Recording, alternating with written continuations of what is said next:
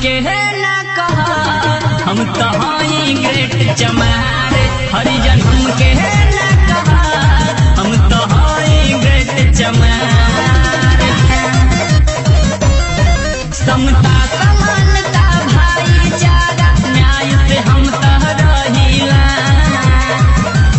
कलम से बड़ा रे दुनिया में कुछ ना हथियार। कलम से बड़ा रे दुनिया में कुछ ना हथियार। हरिजन हमके है ना कहा,